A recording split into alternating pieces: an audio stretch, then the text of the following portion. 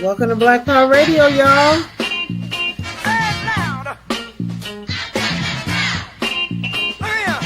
Some people say we got a lot of malice. Some say it's a lot of nerve. But I say we won't quit moving until we get what we deserve. We've been buked and we've been scorned. We've been big bad talked about as sure as you born. But just as sure as it takes 2 eyes to make a pair, brother, we can't quit until we get our share.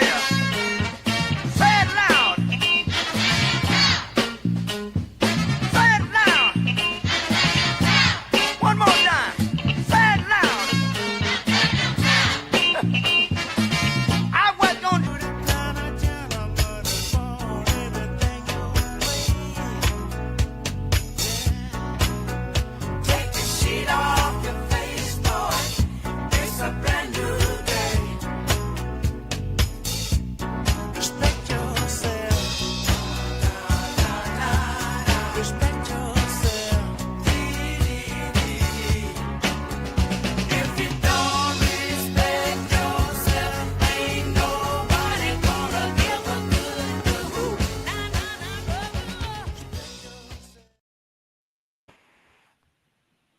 All right, respect. Hell. Greetings, y'all. Black Power. Let's have a full Black screen. How we Power. doing tonight, family? We are doing Black Power, how about lovely. yourself? Fantastic. We got Yes, we got have a a full house tonight. tonight. Yes, welcome everyone to Black Power Radio. That's right. Okay. We are rocking the house today, and we are so grateful that you're joining us this week. So we're here every Sunday and Monday, 5 p.m. Pacific, 8 p.m. Eastern, 7 p.m. Central. I am your host with the most, your friendly neighborhood policy analyst, Dr. Truth Bay, MOJ. And I'm with my co-host, my sister from another mister, Queen General Janae Nzinga from Hello, hello. DC. Holla Hi. at you, girls. Yes. Yes, and We're we cannot happy to have, forget our national chairman, Sheikh Imam Akbar.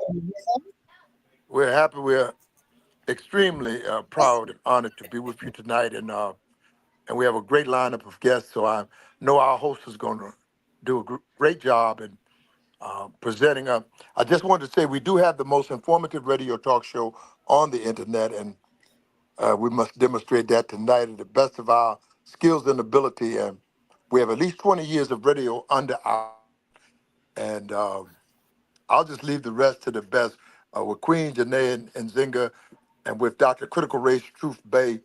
I believe we have the Dr. Attorney Malik Zulu Shabazz will join us later, and he is the actual founder of Black Power Radio TV News. And I've just been carrying it on my backside for about 20 years, and trained up by Kathy Hughes herself, the best that ever did radio. And her promissory note that one day her radio stations would be just like McDonald's arches.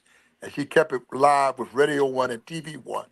And we're just an extension of the best that ever did it, and a mirror for our brothers and sisters. So take it away, Dr. Truth Bay and Queen and Zinga. We're the best that's ever done anything out here. All right. And Thank it's you for so Black much, and revolution. happy birthday to you, National Chairman. Thank you so much. I feel very honored. Solo, happy birthday. For 72 years of service Let with me you, tell you something, family. an attempt to Yes, raise the fallen so humanity, and from that came 7 children, and then we came with 31 grandchildren, and now 5 great-grands. And so we're proud to service you and to leave a legacy in the spirit of the Honorable Dr. Khalid Abdul Muhammad. Thank you so much. All all right. right, Can all I right. can I Yes. can I say something? Yes, Why ma'am. is it Not only for the that, for the last couple of yes, weeks that I've been meeting the persons on different panels? A lot of them are Pisces. yes. Right? And don't Isn't forget the that other Pisces, coincidental? one of our And there's special no guests, such Miss coincidental? Oh boy. Miss Good evening, Valerie Miss C. Viola. Dixon. Yes. All right. We And got my a birthday. fireball over. And Miss my Valerie, hold birthday on was one second. yesterday. Your Yes, birthday let was me introduce yesterday. that. Oh, Yes. happy birthday. Wow. All these Yes. Spoiling birthdays. the fun. Yeah. Yes. Can Yeah. I introduce? That's what I was Esteem trying to honor. do. Miss They're Valerie. celebrating everywhere. Oh, A yes. dozen different ways All on the day. right. So, oh, and give honor All to Wow. right. For those who may not have heard, Zombie Apocalypse Day You as well. kept it a And secret St. from us, Patrick's, Sister my Valerie. born day, and Zombie Blessful Apocalypse Day. Don't leave rising that and out. more strength, more light, and many more to Oh, my come, my Lord. sister. Thank Great you work, very great much, sir. works. Thank you very all right. much. Let's welcome. Thank you. Thank you, Welcome sister. back to Black Power Radio. Those who may have not known, we were trying to intro the birthday so people can hear. Valerie C. Dixon, who is our special guest this evening, also had a birthday yesterday. So not only do we have a double special Pisces, but it's two of the very most prolific leaders in their own right who share a birthday back to back. So shout out to you, Ambassador Sheikh Imam Akbar, whose born day is on the Drunk Irish Day. So God had a joke on these, Europeans. Okay, and welcome Drop the our ball. very special guest, Brother John Barnett. Is he there? Is John Barnett's mic open, Brother John Barnett? He's not here yet. He's not there yet. Okay, he should be in I got coming in him. shortly. Yes, ma'am. Yes. Okay. Right on. All right. So we are taking it back to the islands today on Black Power Radio. Give a little history of our sister island that also fought for their freedom throughout the years. So we want to play a musical track from the Caribbean. I love Jamaica. So we don't own the rights to this, but Coffee, I'm sure, wouldn't mind for education of Black liberation to play one of her hits. Here is Toast. The screen.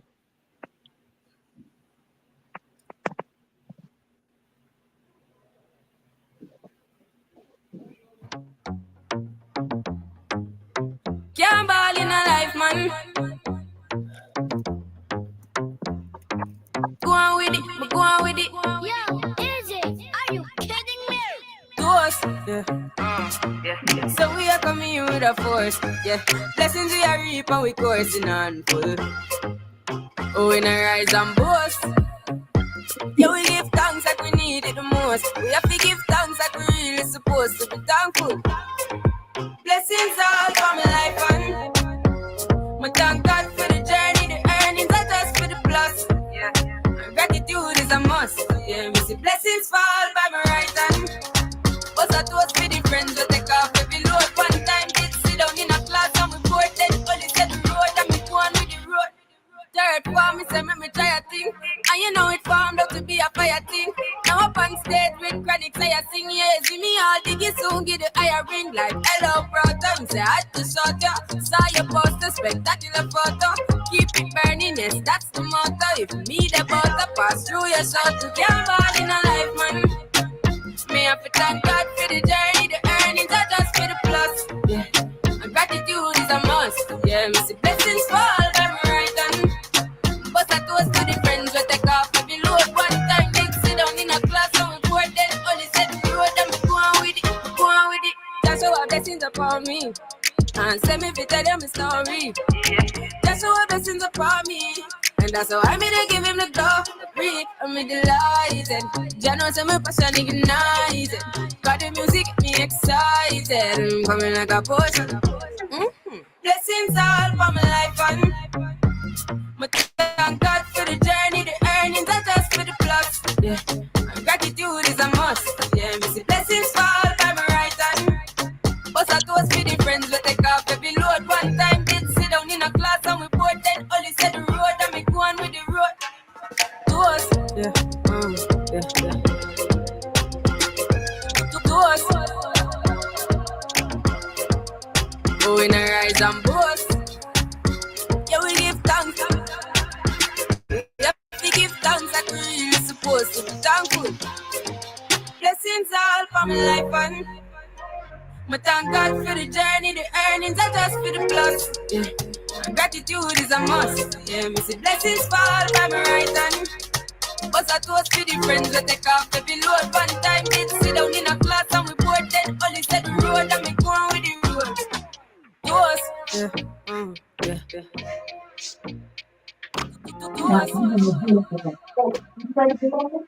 No? All right. So that was Toast from Coffee, latest of blessings and gratitude.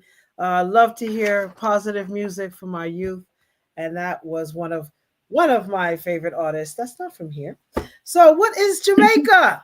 Why are we focusing on Jamaica today? Because there was a very historical moment that happened, the downfall of the crash of the economy of Jamaica in something called FinSAC, the Financial Sector Adjustment Company. But before we take you into why this agency is so important to highlight, we do have our special guest tonight, Miss Valerie C. Dixon, who is the author of Too Black to Succeed, that will give us a more highlight on that experience, and Miss Yola Baker, Gary Baker as well, and Ross Paulos to commentary on this very important subject of FinSAC. But before we continue, again, we want to say thank you for welcoming us here on Black Power Radio, and we hope that you walk away with some knowledge today. So let's start with that video. What is Jamaica?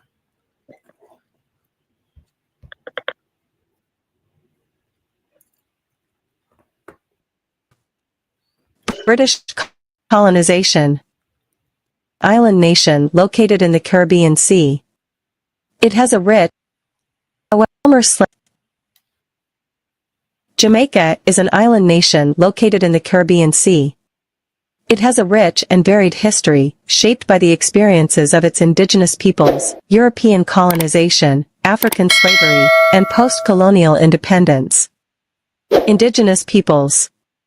Prior to European colonization, Jamaica was inhabited by several indigenous groups, including the Arawak and Taino peoples.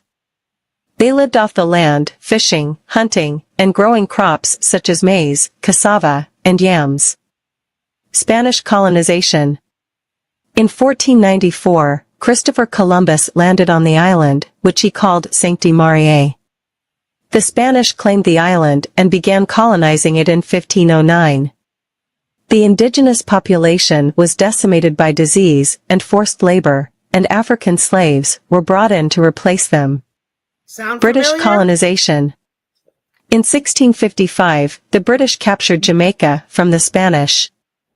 The island became an important center for sugar production, and large numbers of African slaves were brought in to work on the plantations. The British also established a system of indentured labor, bringing in workers from India and China. Slavery and abolition. Jamaica became one of the most profitable colonies for the British Empire, largely due to the brutal system of slavery that was in place. The enslaved Africans were subjected to inhumane working conditions, with many dying from disease, malnutrition, and overwork. In 1834, slavery was abolished in Jamaica and the rest of the British Empire. However, the former slaves were not given land or resources to support themselves, and many continued to work on the plantations under harsh conditions. Independence. In 1944, the Jamaican labor movement began to gain strength, and in 1947 the first political party, the People's National Party, was formed. In 1962, Jamaica gained independence from Britain, becoming a sovereign nation within the Commonwealth. The first Prime Minister, Alexander Bustamante, was a prominent labor leader. Post-independence. Jamaica has faced numerous challenges since independence, including high levels of crime, poverty, and political corruption. In the 1970s, the country experienced a period of political violence and economic instability, and many Jamaicans emigrated to the United States and Canada. In recent years, Jamaica has made progress in stabilizing its economy and reducing crime, although poverty and inequality remain significant issues.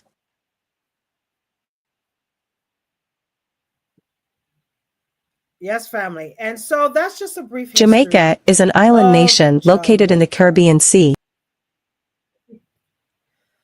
So now we fast forward to the 1990s, in which the economy needed to have some type of bind to remove some of the labor, some of the transitional actor. So the Financial Sector Adjustment Company started in throughout the late 1990s, and the fact that it almost crippled the economy of Jamaica, it continues to this day to scar the economic lives of so many in that society. It was a 2-decade-long economic nightmare, family, that blighted and plundered the country in a vortex, declining thousands of businesses to close their doors. And it also locked Jamaica out of the greatest global economic surge that took place during the 1990s and the early 2000s. And today, we have a remnants of those stories, and we want to play a little clip from Jamaica politics that gives us a little highlight of what is the Financial Sector Adjustment Company. Here we go. Let's play the second video. Instant. Losing belongings he and his family had spent years accumulating. The FinSact entrepreneur claims his house, which was valued at between $9 and $11 million, was offloaded by FinSac for just $3.5 million. At the time when the house sold, they said that who 11 million, and they said they sold it for 3.5, and I still have a balance of 7 point something. Up to now, I don't know if I still owe that money or what happened.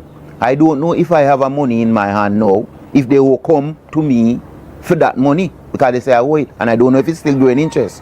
Because every time we ask for an account, nobody won't give it to us. Mr. Willis says he ended up being FinSacked because he took a revolving loan from the now defunct Eagle Commercial Bank. However, with the interest rates skyrocketing, he, like many others, found it difficult to keep a pace with the financial demands. Dealing with the emotional toll of FinSac hasn't been easy for many who were forced to start life all over again. The victims of the FinSac crisis were Jamaicans from all walks of life, including individual investors, small businesses owners, workers, and taxpayers. Many Jamaicans lost their life savings. Many families lost loved ones. Families were left in financial ruin or were forced to close their businesses. The FinSac crisis also damaged the reputation of Jamaica's financial sector, leading to a decline in investor confidence and economic growth.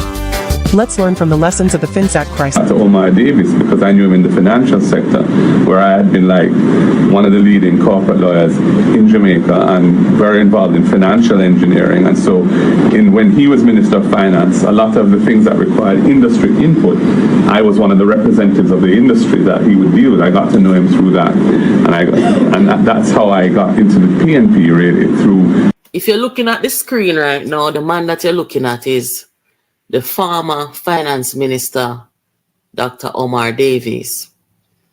And Omar Davis served as finance minister under P.J. Patterson's government. In the 90s, Jamaica faced the worst financial meltdown in our history. And it's like we didn't have a government, we didn't have a finance minister.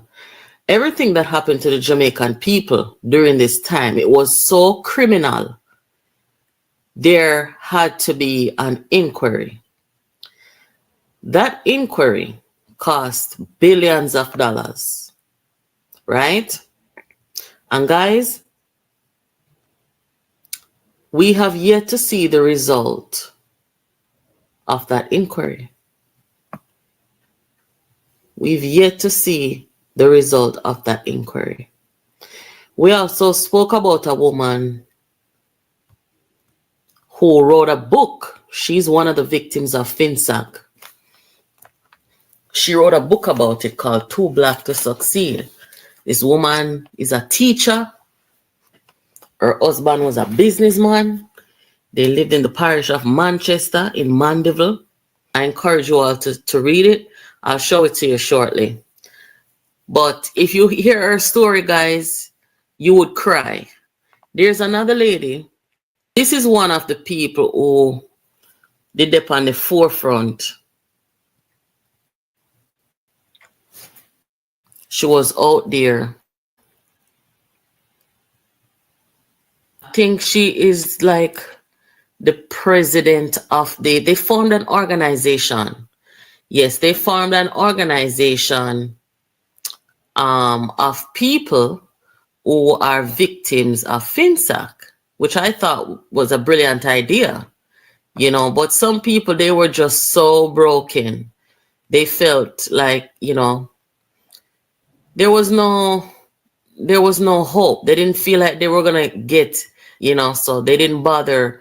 They just went into grieving mode instead of, you know, fighting. I don't know how it. And so that brings us here today, family.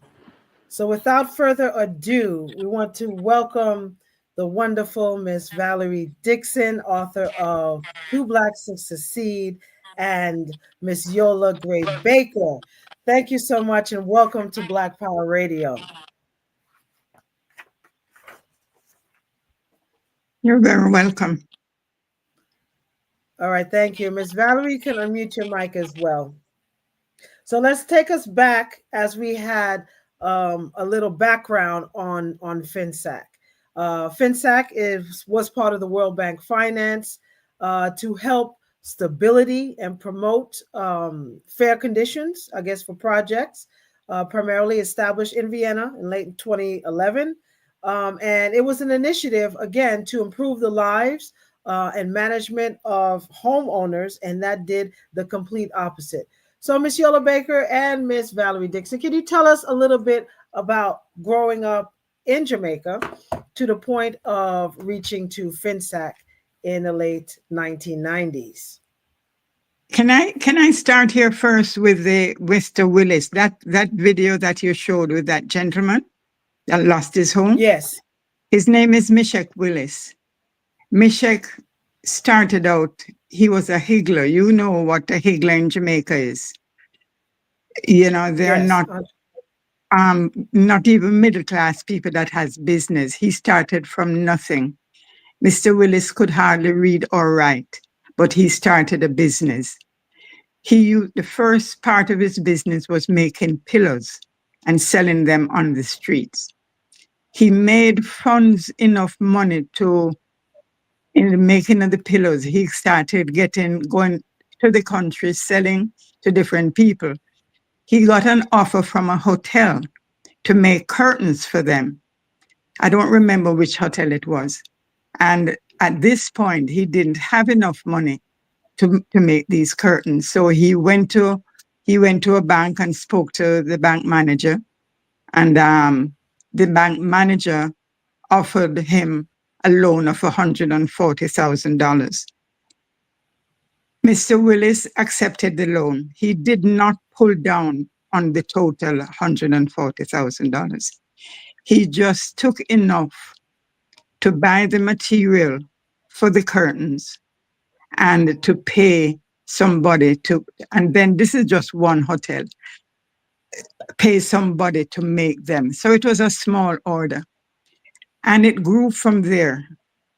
While he's doing this, he got a letter from his bank wanting to talk to him, the bank manager.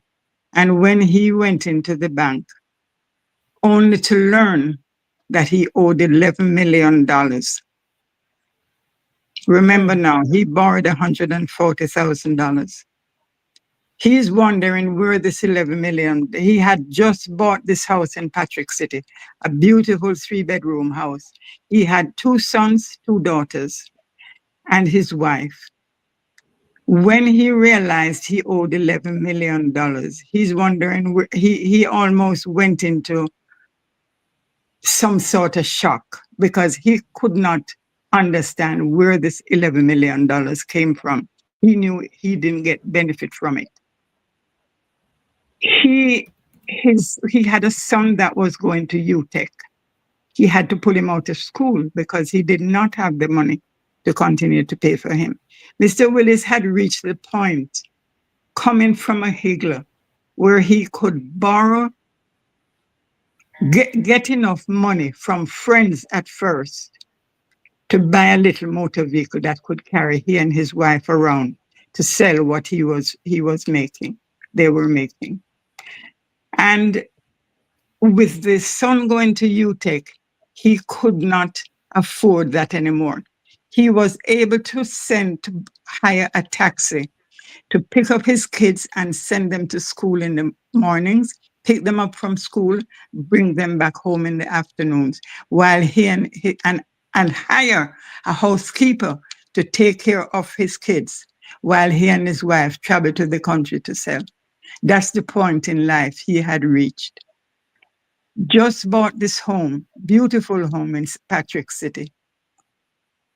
When they threw him out of the home, his wife literally, within a month, she was diagnosed with cancer. And within another couple of months, she passed. When he pulled his son out of UTech, and they sat down as a family and discussed what happened to them, his son literally looked at him and asked him, "No, Daddy, you went to the bank and you honestly borrow money to make things so we can eat. And you're telling me that you don't know where this big loan come from. Suppose me go out and get a gun and go into the bank and shoot the people them. You're going to say me do something wrong?" And his father looked at him and said, "No, that's not the answer." But this is the state. His youngest daughter locked herself in the house. This is before they were thrown out. Locked herself in the room. The mother couldn't even get her to go outside the door, open the door and go. She locked up in her room. And when they were thrown out of their house, where Mr. Willis lived, there was one wall, and they lined up he had some friends help him line up some wire posts and hang sheets on it to form doors. There were no doors, so that they could have privacy. An outdoor latrine. You know what the old time latrine is. And this is how he lived. Mr. Willis, after his wife passed, as a matter of fact, one of his daughters passed just a couple of years ago as well. I mean, he was thrown into such a state. He and I became very close friends because I assist him with, food for the family sometimes, and his church helps him out. He was able to write a book, a small book that he could sell to make money to feed his children. You should see, it turned out that when he went to the bank to borrow what he wanted to borrow, the bank manager was the one who told him he could get 140,000 so he can do so and so. What we discovered afterwards, that very bank manager borrowed the $11 million on Mr. Willis's title, unknown to Mr. Willis. The bank manager. Okay? And right. And so speaking of that, Miss Yola, Miss Baker, so those can follow along exactly FinSAC and why they were significant. So I guess it was supposed to be an assistance of some kind that the banks were going to go into some financial issues.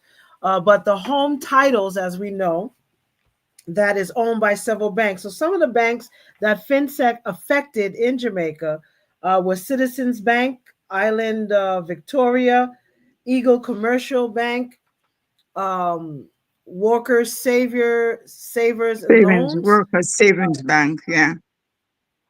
Yeah, Corporate Merchant, Island Life Merchant, Eagle Commercial. Yeah, Century National. Century National was another one, Don Crawford. Okay, but one of the ones that was most devastating was DB&G, right? No, DB&G was not a bank. DB&G was a Valerie, what do you call them? It's like SSL. They gave, it was Darren Bunting and Golding. The same Golding now who is vying to be, he's head of the People's National Party. And Bunting, his friend, Peter Bunting. No, they benefited. They benefited. They're another story, totally. They benefited because it is through monies that Omar Davis assisted them. That's why they are, because they weren't politicians. They were brought into the People's National Party as politicians. No, that's part of the benefit that they got out of FinSAC, as well as a bunch of money. So it wasn't a bank. They had a company that I think they were giving loans to people, but it was, that was that's a story by itself. Okay. Because they benefited from FinSAC. So, yes, go on. Miss Meshach Willis, as we have seen earlier, the gentleman in which they stated owed $7 million on a $140,000 loan. That is not 11 million, not 7. 11 million. 11 million in total. Right. In total. But they said that he owed 7 minus the 4, I guess the 3.5 that was appraised. However, his initial loan was 140,000. Nowhere near close. He didn't. It was on the books as 140, but he never pulled down that total 140. So he never did use even that, all of that.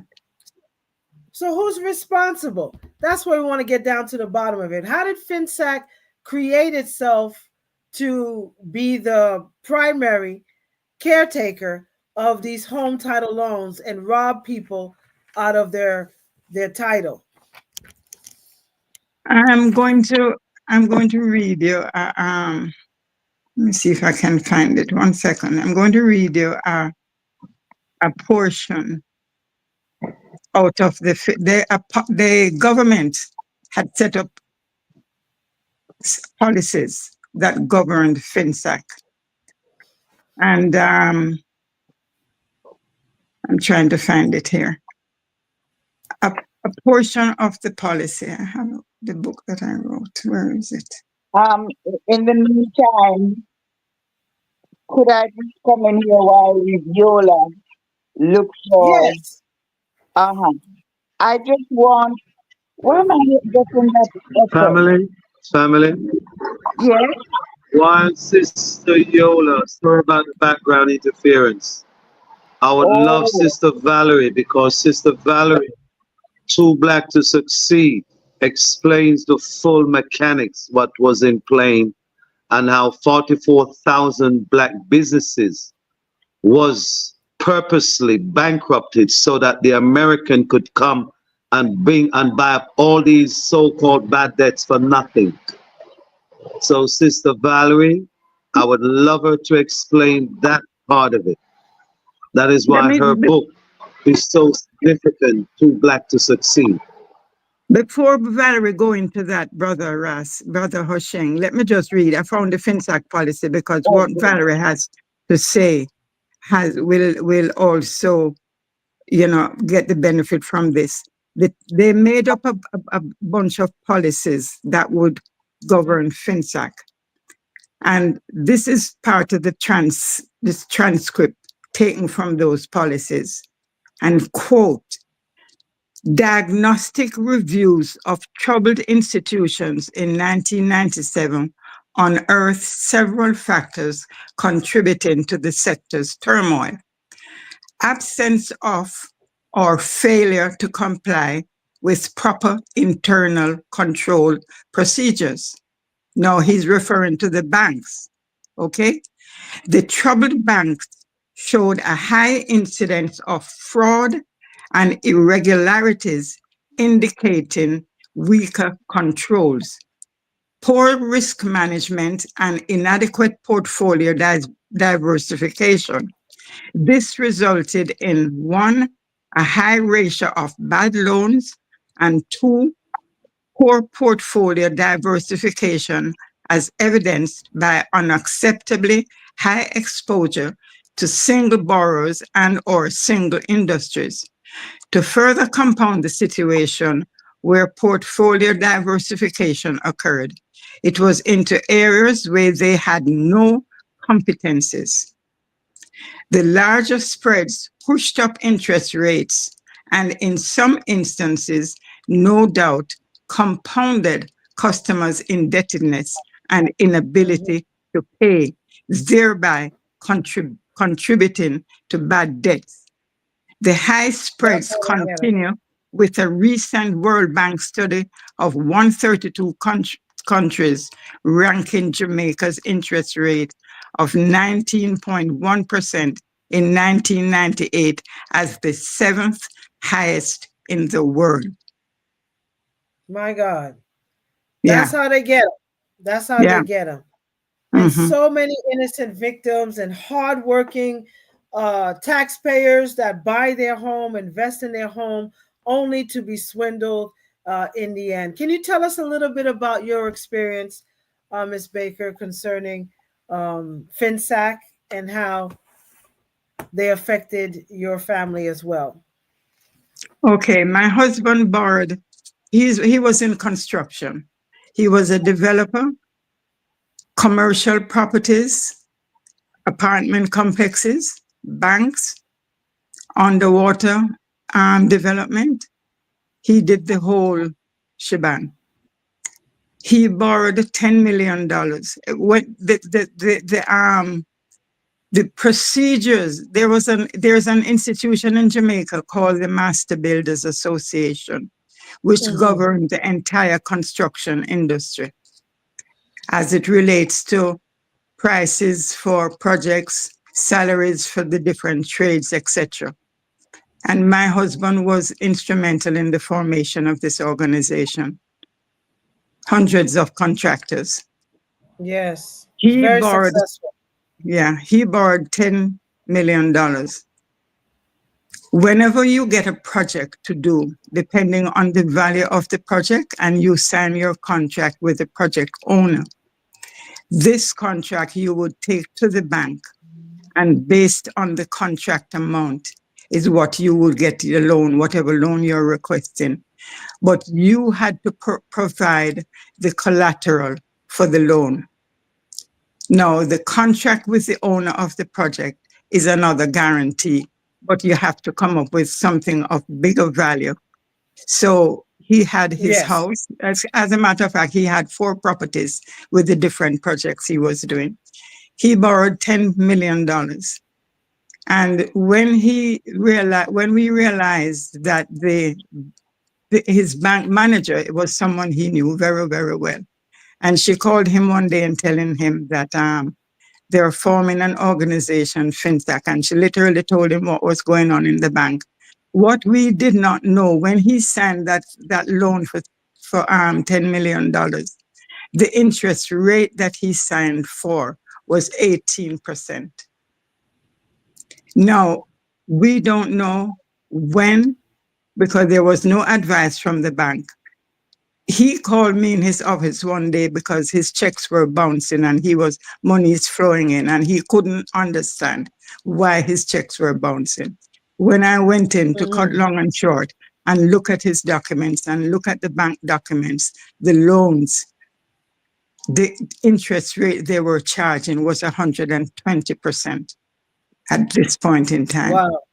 There were others who were paying as much as 173%.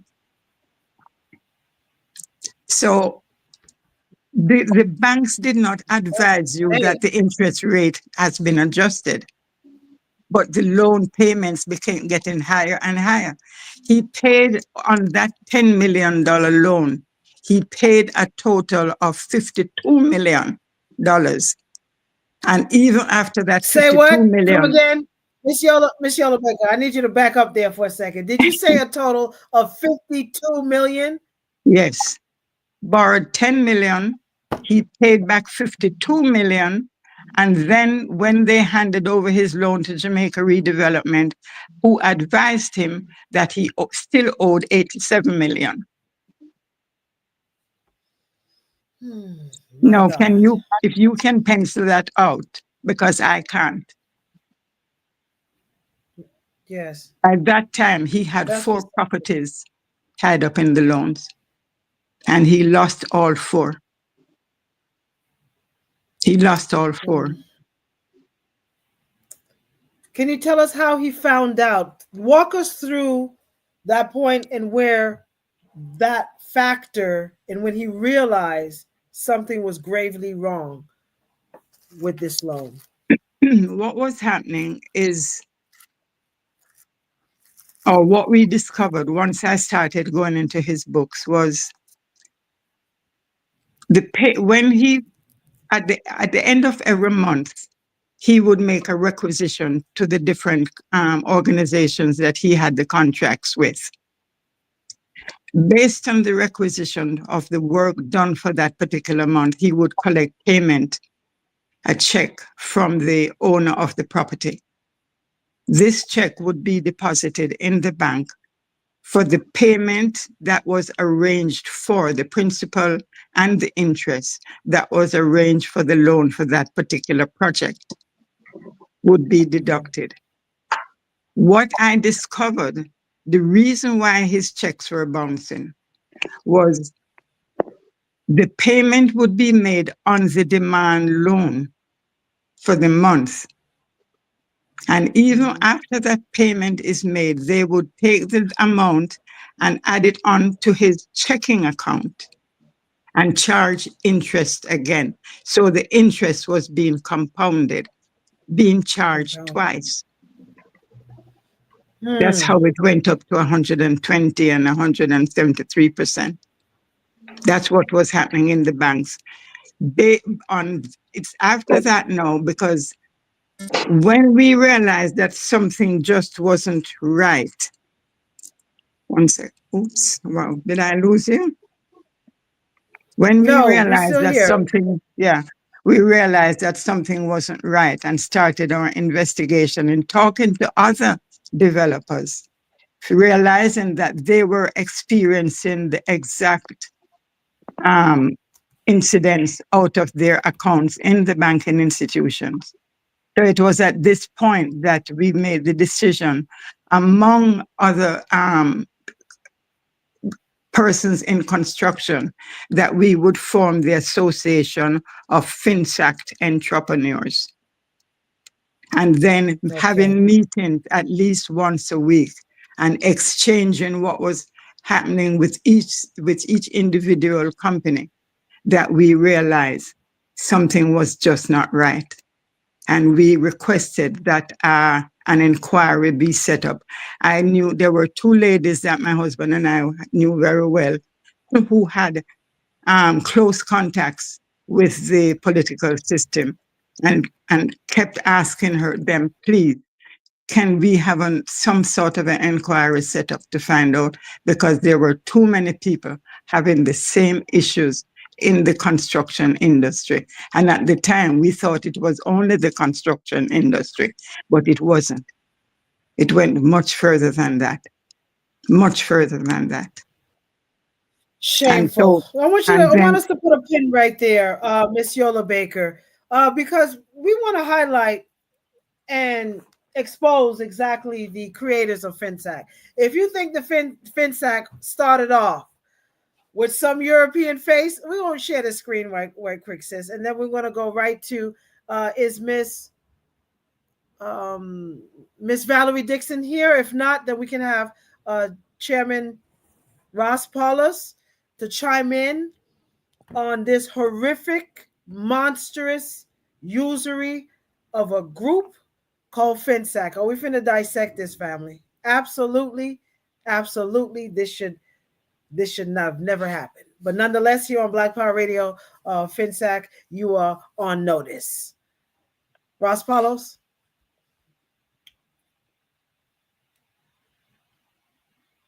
Oh, great. We got Miss Valerie Dixon back. Can you, either one of you unmute your mic? And please, Miss Valerie Dixon, the author of Too Black to Succeed, you share the similar testimony as Miss Yola Baker. Can you tell us a little bit about your experience with FinSac, how it started, and how it ended. Can you repeat? As you know, I have some very difficulties with my phone, but because we have the Yes. fullest way of FinSac, remember. Can you hear me? Yes, we can hear you. Can you hear me? Yes, brother Cushing, we can hear you.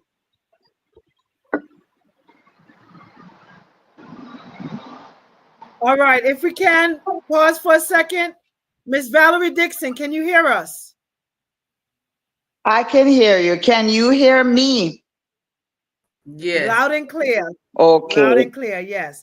Okay. And thank you so much, Miss Oh, well, Valerie. The floor is yours. yes. Well, I don't know if I can show you what I'm actually doing here, but if the camera will allow me, I can show you that I'm sitting before quite a number of files because due to my husband's death, I know I'm going through all of his paperwork, especially as it relates to what has happened to him and what should have been a straightforward situation between him and his bank. My eyes are not giving me any justice. Otherwise, I would read from my book what Jamaica's financial situation was like before the PJ Patterson's administration touched it. But in a nutshell, my husband, I am now finding out. It is so difficult to talk about this thing, but I'm going to try my best. In Yes, we going through his understand. estate and all the other things that death has brought down on us, that we have to change our roles now. My role is to try and see what happened between him and his bank that has caused us to be in this untenable situation. He was doing a government project, and on that project, it was said that he needed to be bonded. You know, before you can do the project, the client, who was the government of the day, the same PJ Patterson administration, the collectorate, you had to seal the contract or the deal by giving bonds. They call them performance bonds, that ties you to the contract, which says if you should breach the contract in any way, then they would hold on to these bonds that they have in the bank for you. So these bonds are actually collateral that they keep, and he had given 3 properties as collateral for this particular contract. Long story short, we went to one bank in recent times here before his passing, and he negotiated the release of that contract with that bank because whatever the balance was on it, they discussed how he was going to get a payment schedule to handle the repayment to release that particular title or that particular collateral. He then went to where the other 2 titles were, or so he was told. Not make me privy, or I what Something gone with her mic. something gone wrong? Yeah, because Yeah, you're are just you? going in and out. You can continue. You started off I'm not with being heard. yes, we can hear Am you I now. being heard now? Am I being Yes, heard yes, now? Okay. yes. So when he went to where these 2 collateral, these 2 titles were, he came back home looking like he was sick. And I said to him, "What happened?" He said he was shown the title because he gave them folio number and this what number. And the lady pulled out his files and said to him, "But Mr. Dixon, these two properties have been sold." He says, "But how can they be sold when I have bonds that I took out with the bank? And to take out these bonds, I had to give up these two properties as collateral against the loans." She says, "Well, I don't know. This is what he's reporting to me, but here are the names." And she showed him the new names on the title. I believe that that was the day when my husband literally gave up. His spirit was so broken. And this you're talking about late last year when he found out what became of those two titles. Please recap that I told you we were able to negotiate the discharge of one property by another bank. And these two now, I am not sure which bank or which agency was holding those two collateral. Well, it went on that he had to do a medical shortly after. And believe you me, having had this revelation, my husband went downhill, and within a month, he was dead. My You know, God. let me, before My God. Valerie go on a little more, you know, I know that she has brought that up. It's the same. We realize that most of the persons that were affected, for example, when we formed the FinTech Association, the first president was Neville Box. He was also a part of the construction industry. Within a month of forming the association, his wife called me one morning to tell me Neville was in the hospital. My God. Within a week, Neville was dead. He had 3 cancers in his body, 3 different cancers. My husband How was many diagnosed families? within a month. My husband was diagnosed with prostate cancer. The only reason my husband lived for 20 odd years with it, when I lived in Miami, I worked at the University of Miami Cancer Research Center, and I knew the preventatives. And it's not what the doctors offer you. But that's another story. And then a lot of the FinSAC persons died, just kept dying. Who didn't commit suicide, just died because of different cancers developing in their bodies.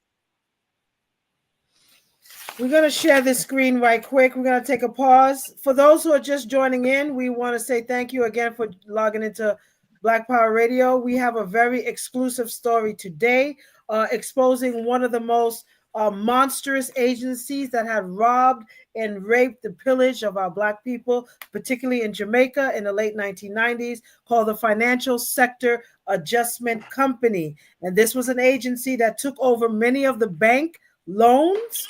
And as you hear tonight, we have 2 of one of our survivors, I would say, Miss Yola Gray Baker, whose husband has also passed, and Miss Author Valerie C. Dixon for Too Black to Succeed, in which she highlights what Century National Bank under FinSAC and the experience that the families of FinSAC were affected, homes that were literally snatched from under these homeowners. So the person that runs FinSAC Bank, if you could share the screen, it is Mr.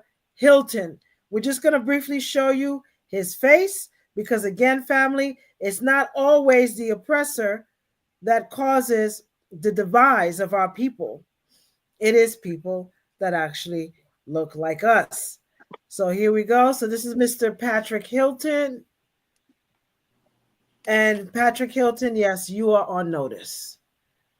you are on notice. This gentleman right here, single-handedly through this agency, FinSAC, has devastated hundreds of families, affected them to this day. And yet, even though there's a FinSAC commission that oversought to try to seek accountability, the families cannot be repaired due to a lot of the tragedies down from this particular transaction.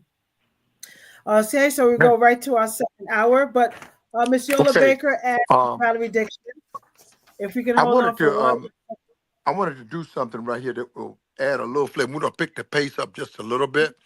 I think we've got our doctor and attorney Malik Zulu Shabazz is online as we bring it up to get the flavors going, to get the flow right in the room, as well as to bring him to the line. I think he's been waiting there. Are you there, Doctor and Attorney Malik Zulu Shabazz? I'm right here. Can you hear me? Okay, Black Power. And he can give more of a jurist and more of a legal perspective to some of this local, national, and international. I introduce to you Doctor and Attorney Malik Zulu Shabazz. Assalamu alaikum.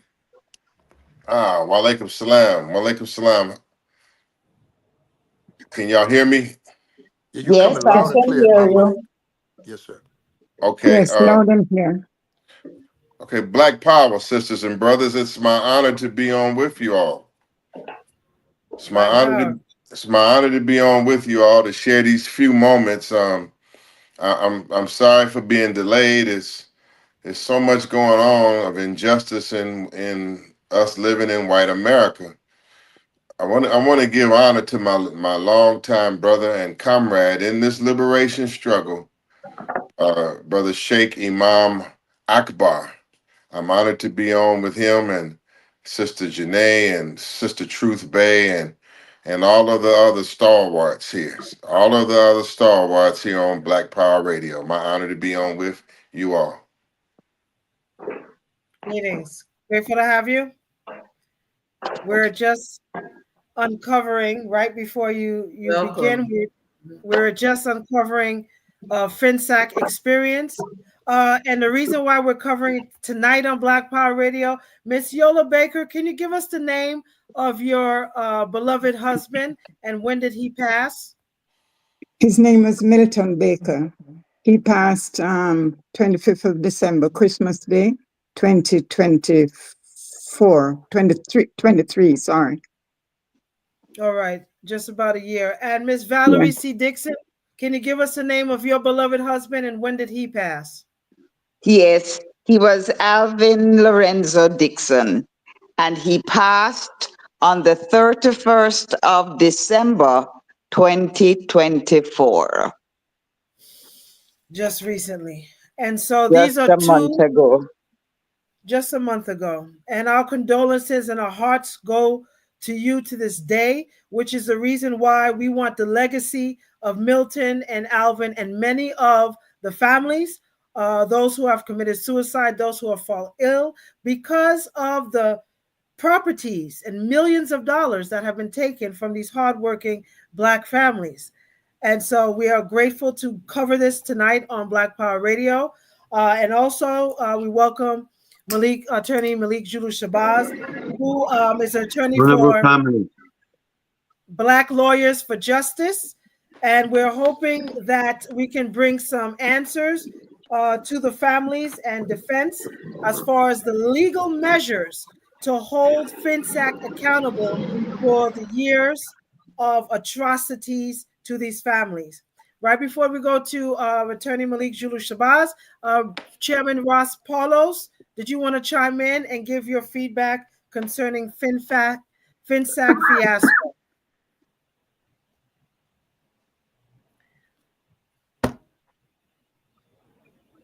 Yes, I wanted to because, what took place in Jamaica in the 21st century was the greatest transfer of Black wealth. It made Black Wall Street, although we know what our people been through, looks like a Sunday walk. We're talking about 44,000 Black businesses It wasn't just the black businesses that suffered.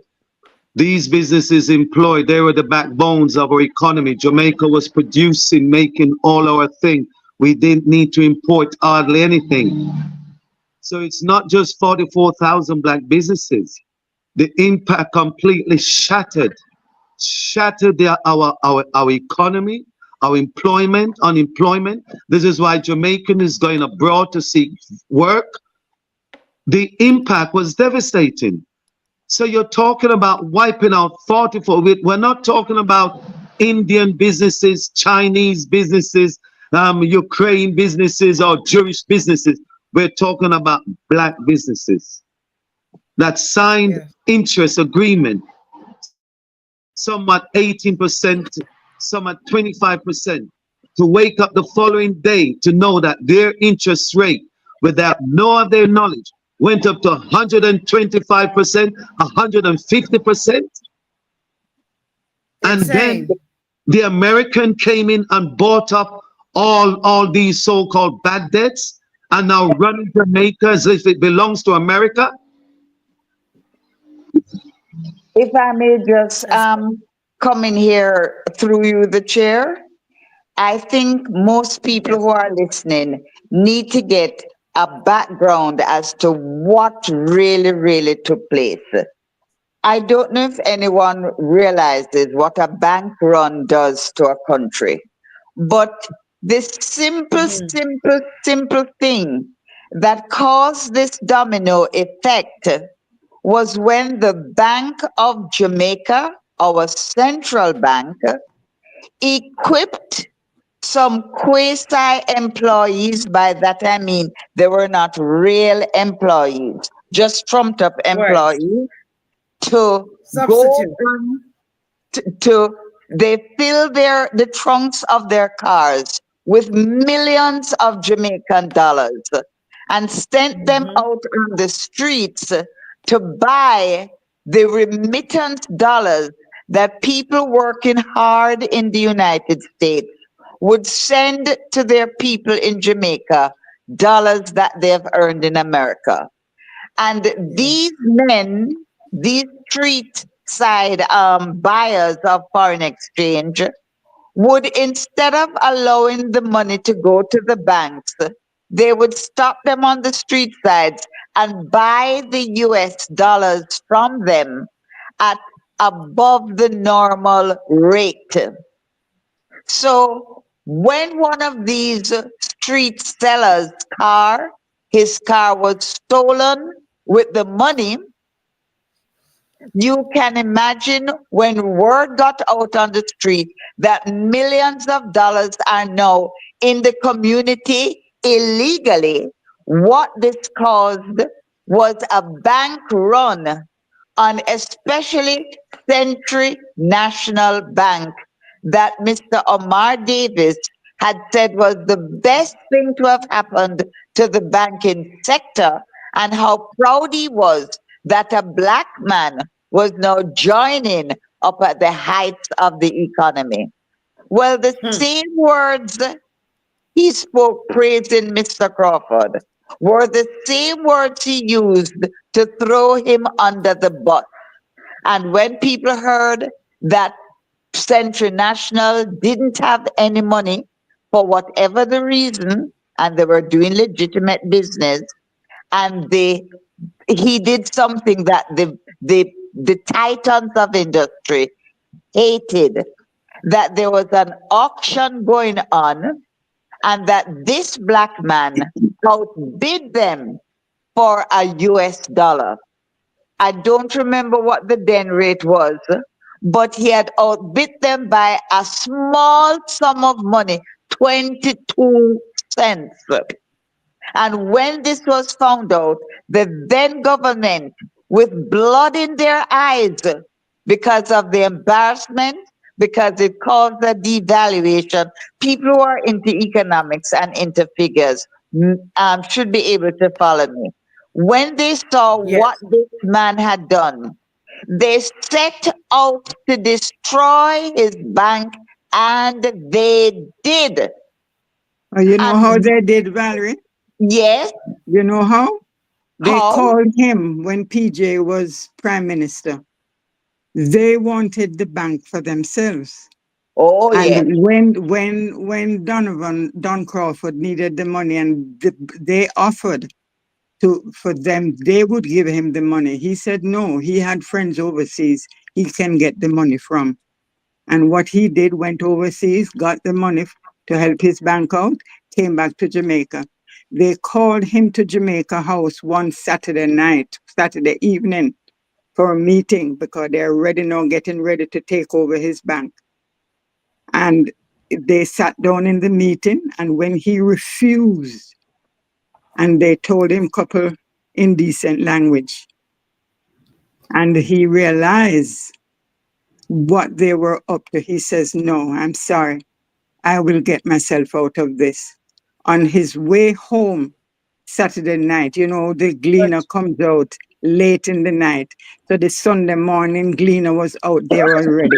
And he stopped and bought the Sunday Gleaner, only to see the headlines that the government has taken over Crawford Bank, Central Bank, and not Nogoso, because he refused to allow them to take it.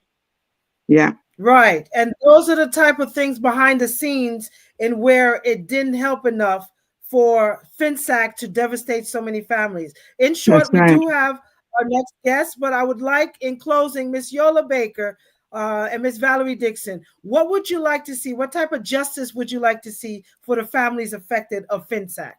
I would like, if I may go before you, Yola, sure. I would like to see all the FinSAC debtors be compensated, given back to them what they have stolen from them. I would like to see my properties restored. And I would like to see that if they don't give it back to me as is, where is, that they give me the value plus. Because these people, it's all chronicled in my book, and that is why they had to unofficially ban it, because I chat everything. I spoke about their Ponzi schemes that created this false prosperity, where the Carlos Hills and the David Smiths rode into the society like warriors on their white horses.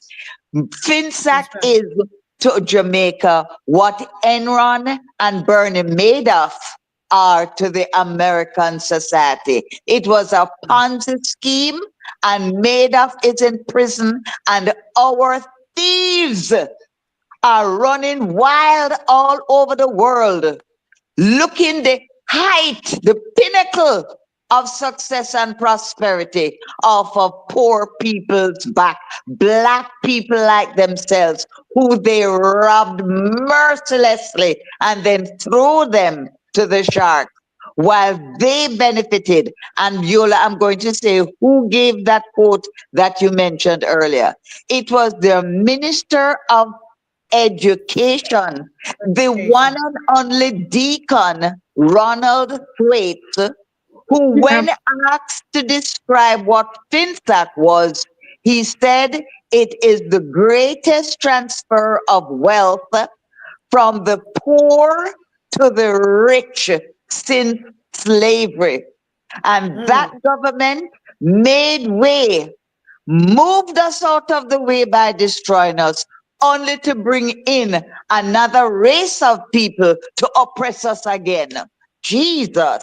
We're going to stop it right there. This is why Black Power Radio, I tell you, we are highlighting these stories because this is not only devastating, but we need the support of the people of holding these monsters accountable. And again, we're so grateful to have you share your story on this platform. Please go out and buy Too Black to Succeed. It's available on Amazon. This is probably one of the most important books to this day, because the survivors are still affected by the actions of this monstrous financial institution. And in closing, Ms. Yola Baker, can you tell us what kind of justice you would like to see for the FinSAC victims, including you and your husband? For the victims, some form of compensation. I want, they need the people who lost properties should, because most of us were thrown out of the homes that we lived in, not just other properties that we owned. We were literally thrown on the streets without even given time to find, because we went to court and the person who bought our property was a relative of Manley's, the Michael Manley. And we had to take him to court to ask him to give us time to find somewhere to live. And he says, excuse the language, no fucking way. Well, in So our they case, came and threw us out of our house, literally threw us out. Miss Yola, in our case, sorry to butt in, but in our case, the buyer, who shall remain nameless in my case, for I'm afraid, literally found us a rat castle to go put our things in, because he said that whoever wanted the house wanted it now. So the time we were given was forfeited because they had to have the house. Otherwise, the real estate man said he would not be getting any commission. And then fling me out into a rat castle. Yeah. Well, we are so disgusted by this treatment. Again, they add insult to injury, which is why we are glad that you're sharing this story with you on Black Power Radio. We're going to stop right there because we have other guests that we want to address, and we want to go to our honorable guest, Attorney Malik Zulu Shabazz. But right before we do that, we're going to take a quick musical break. Again, we thank you for joining us here on Black Power Radio. We'll be right back. Peace!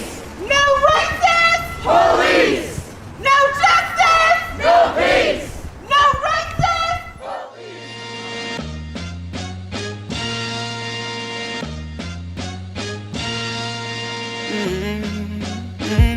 They say we all equal, but the cops killing my people.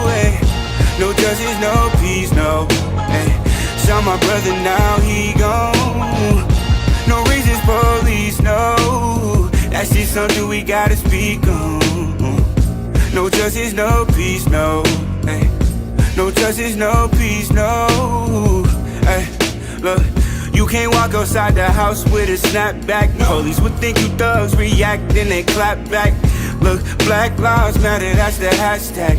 But this is real life, way more than a hashtag. R.I.P. Breonna Taylor, R.I.P. George Floyd. Kill him cause the color of his skin, why you do it to him? Completely unarmed, just racially profiled. Now there's a mother out here trying to fight life with no child. Let's fight for the justice, protest, just don't slow down. I can't breathe.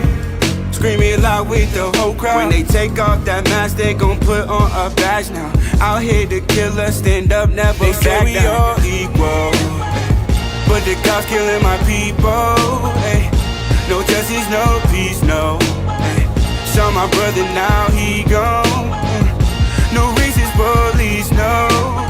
That's just something we gotta speak on. No justice, no peace, no. No justice, no peace, no.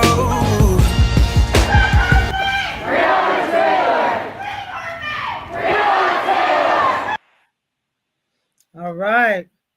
No justice, no peace. How relevant is that today, Black family?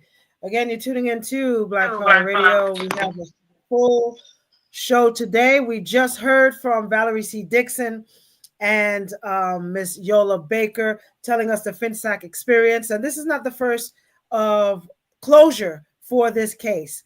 We are going to definitely divulge and bring assistance. These are now widows who are surviving widows amongst many families who have been devastated by this financial fall. So, FinSAC, again, you are on notice. So without further ado, we do have our next guest, who's been in the Black liberation movement for at least over 3 decades, one of the participants as well as the organizers of the Million Youth Rally that we are doing this year, commemorating the 26-year anniversary of our dear Honorable Dr. Khalid Muhammad, who honored our youth in New York, and we're going to be in DC September 5th and 6th. So without further ado, we want to welcome to the show Attorney Malik Zulu Shabazz. Welcome, my All brother. right. Thank you.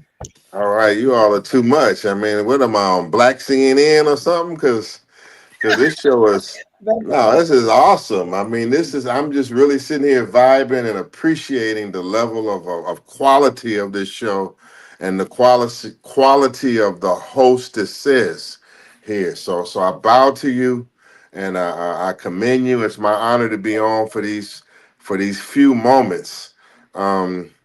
This is a critical time that our people are facing. It's a time when there's a lot of anxiety. There's it's a time of a kind of an uproar.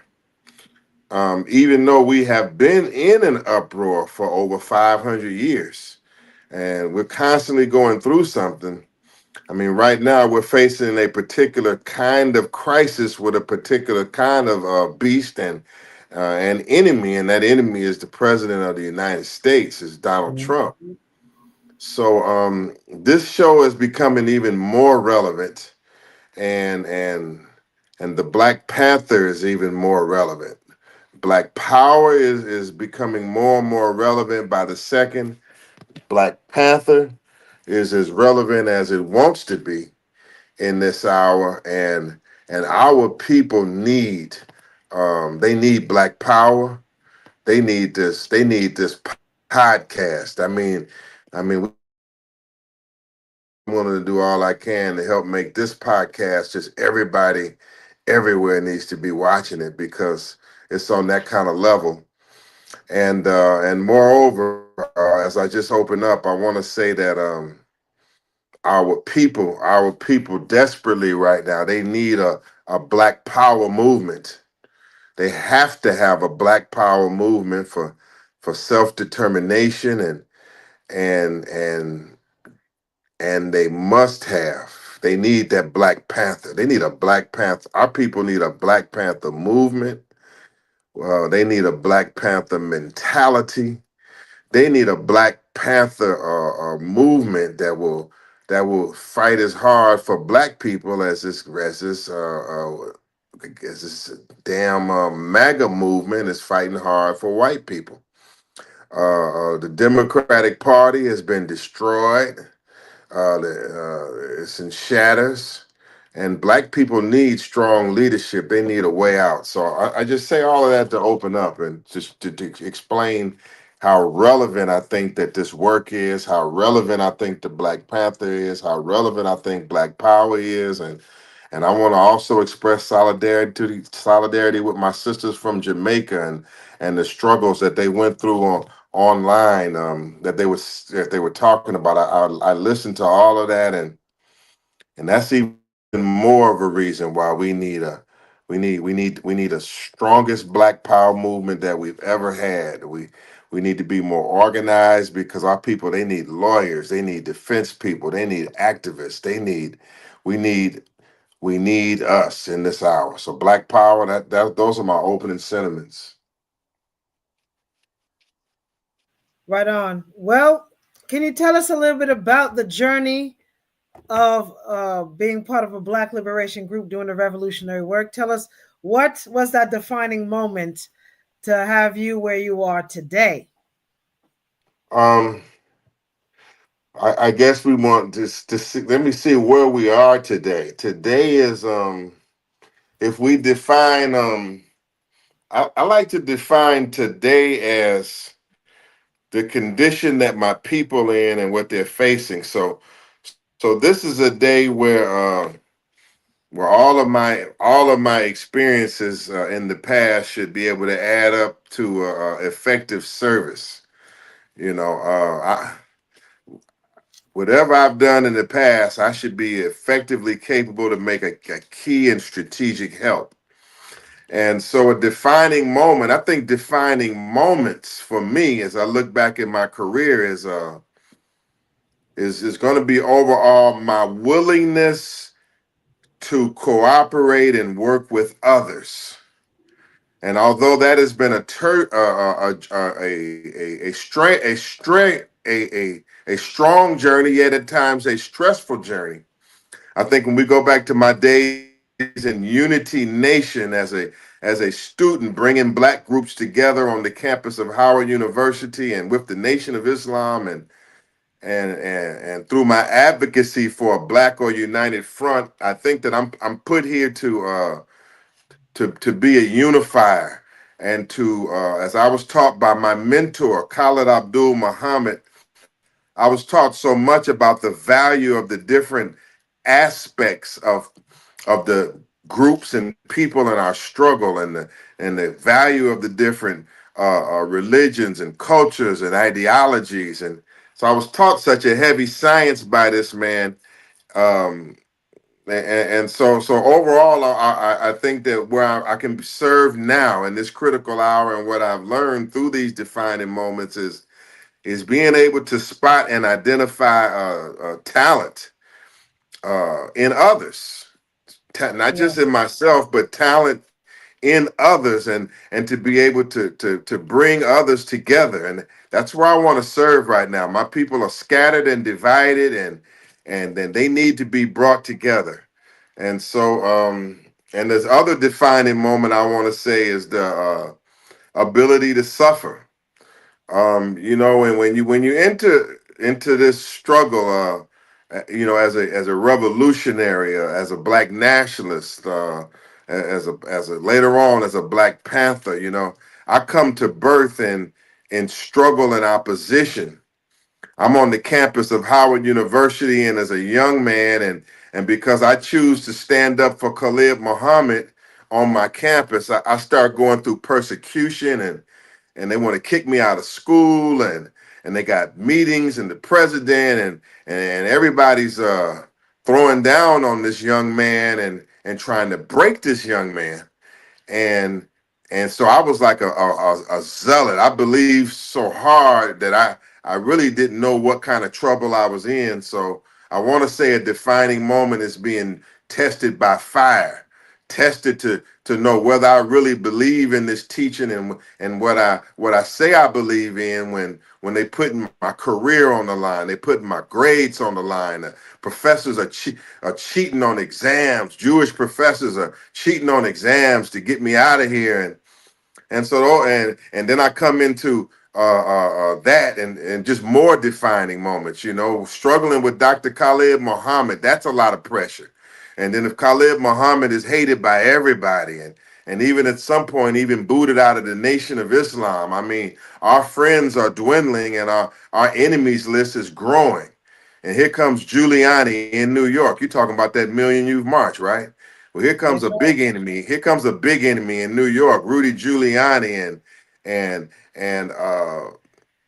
I mean, I can remember with a big fight at the Million Youth March and us getting out of town, and I mean, everything was on the line. Everything was on the line, and again,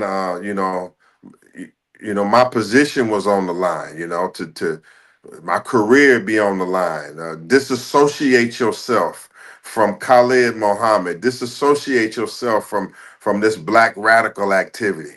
Then Dr. Muhammad passes.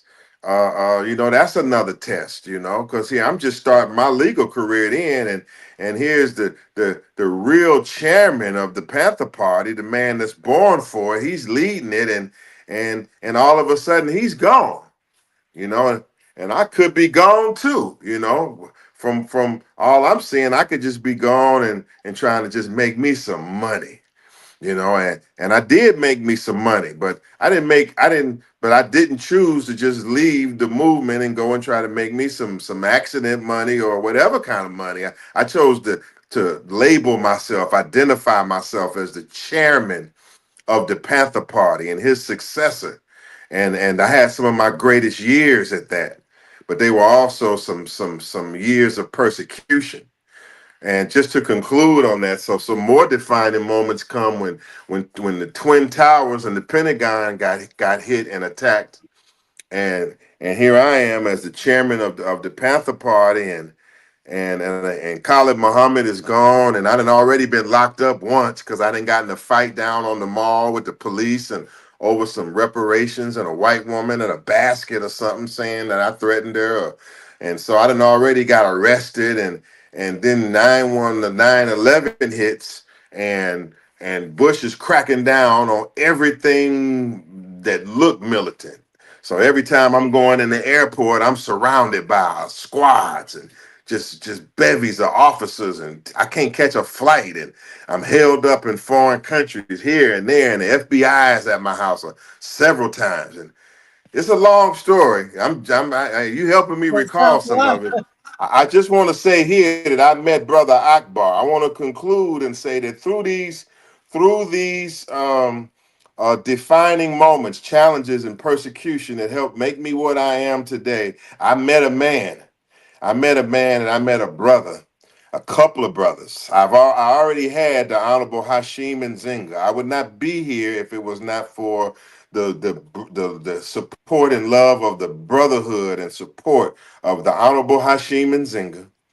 And I want to thank Brother Akbar through many of these years, starting around 9/11 and through many trials and tribulations, missions and battles, that the Honorable Brother Imam Akbar was here by me to have my back and my side through this journey. And I hope all of this helps me to be able to help serve in this hour. But more important than me, our people need you and you all. They need a Black Power movement and a Black Panther movement, and if I can just play a part on that team, I'd be honored in this hour. That's right. So FinSAC is one of them. We just spoke a little bit about that. We talk off air. But Ambassador Sheikh Imam Akbar, if you want to chime in the Yes, meantime, I'm going to share the screen. ma'am. While you speak, go Mhm. ahead, National Chairman, I, and we're going I, to remind it.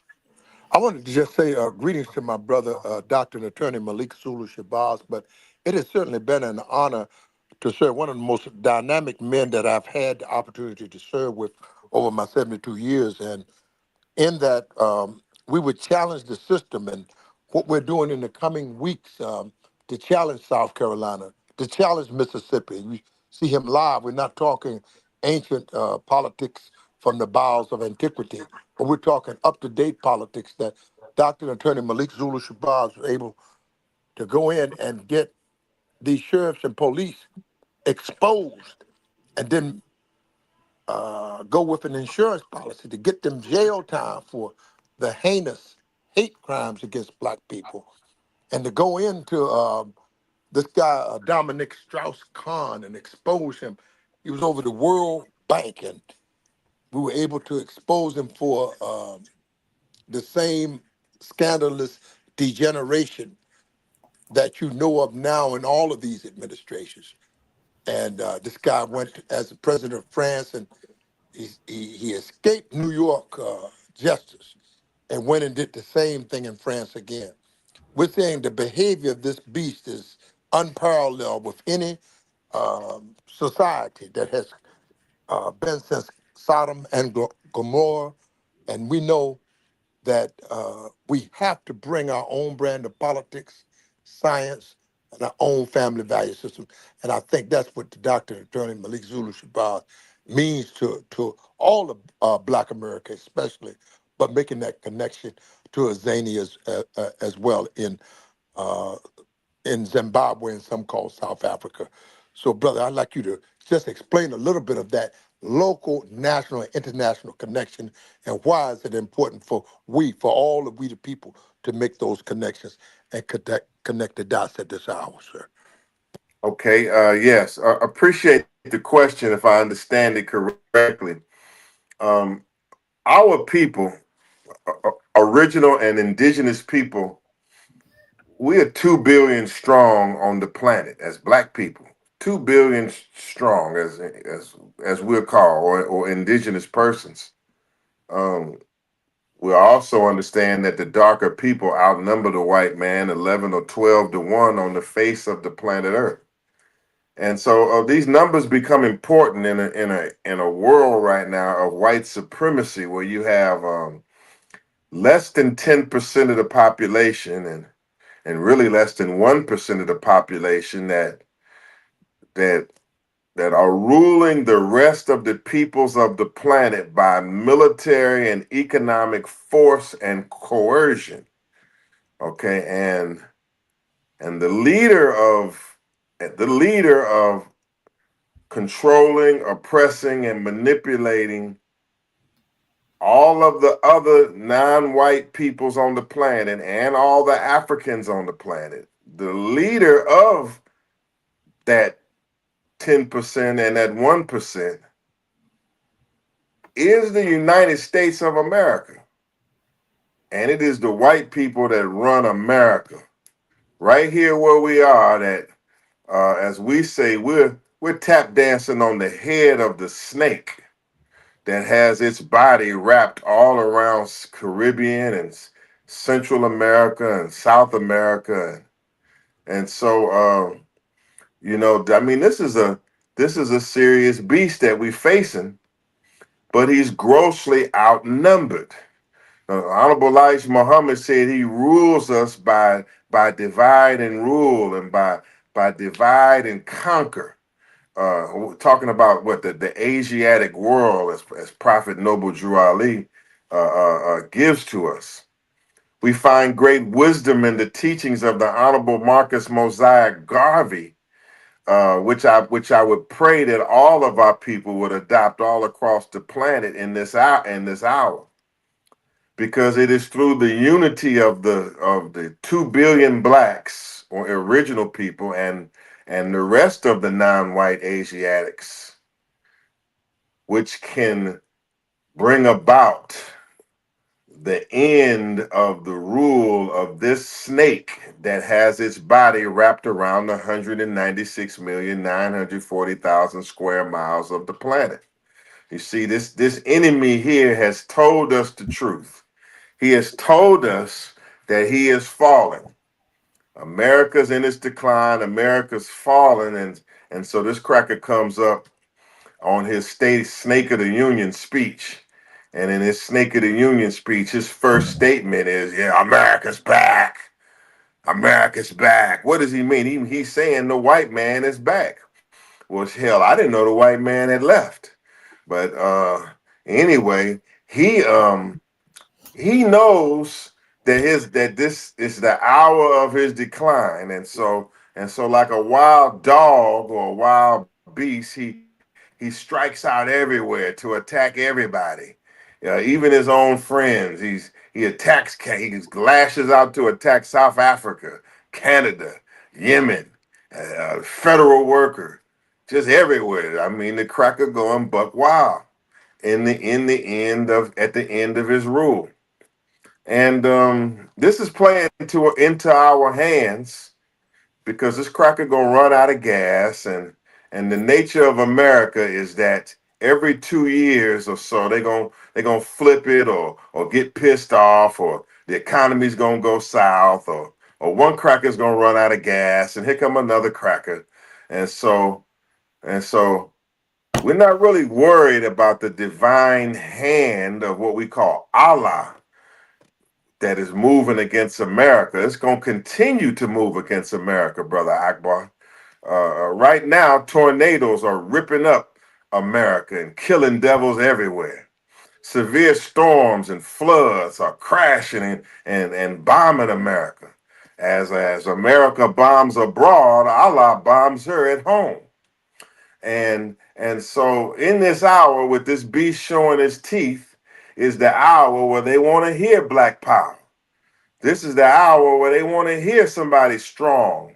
This is the hour where they want to hear the teachings of Khalid Muhammad and the Honorable Elijah Muhammad and Marcus Garvey. They want to hear that, and they'll hear this teaching gladly.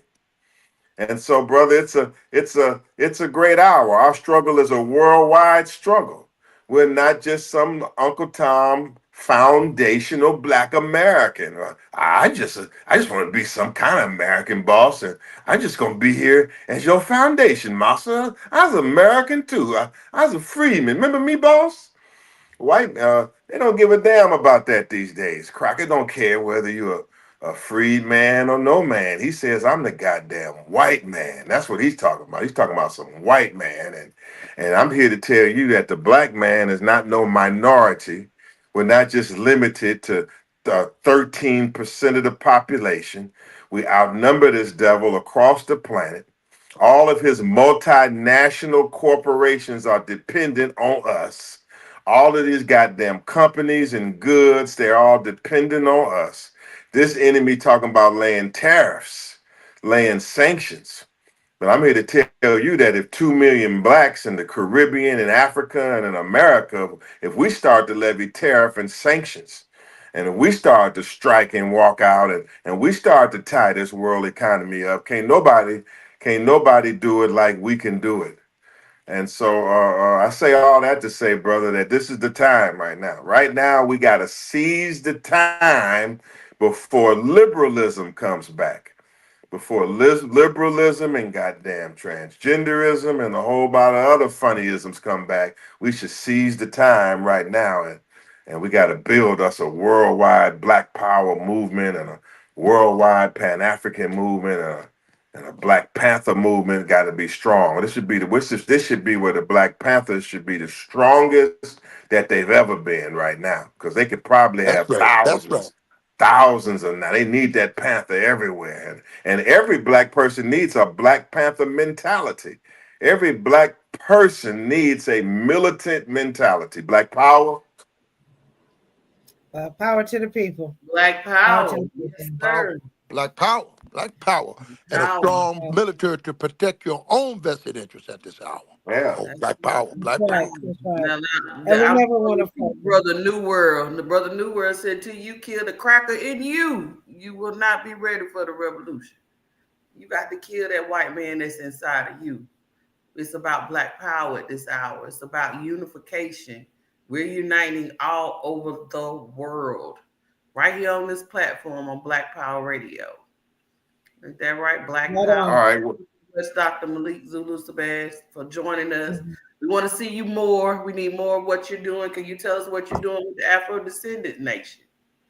Thank you so much. As I conclude, the Afro-Descendant Nation as led by the Honorable Silas Muhammad and their mission and our mission is to fight for reparations and self-determination. We have very important actions coming up in April at the United Nations, and the Afro-Descendant Nation is strategically placed in international circles and a very fine group of people that I'm honored to be a part of. And so that they're part of the equation. The Afro-Descendant Nation is a key part of the future of our struggle. They are allies. They are allies to the Black Power movement and the Black Panthers. And so as I serve there in that capacity, also, you can look for stronger things. So that's what I'm working on. I'm always on the legal front line. It's a heavy front line fighting in this courtroom. Just dealing with white racism and police and police departments and squeezing justice out of this white man. So that's another thing that just keeps me busy all day, all night, and I don't mind it. But as I do the legal work all the time, I'm conscious that a political work must be done. So that's why I'm on this broadcast, because I know I'm with the right folks.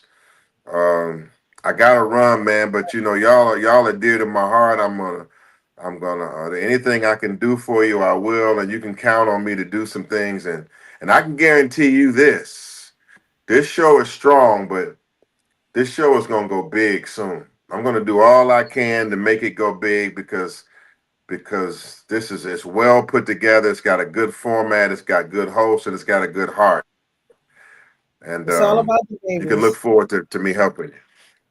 Right on. Well, Black before Power, you do Black Power, Yeah. Power to the people, we wanted to do a little reminisce down memory lane.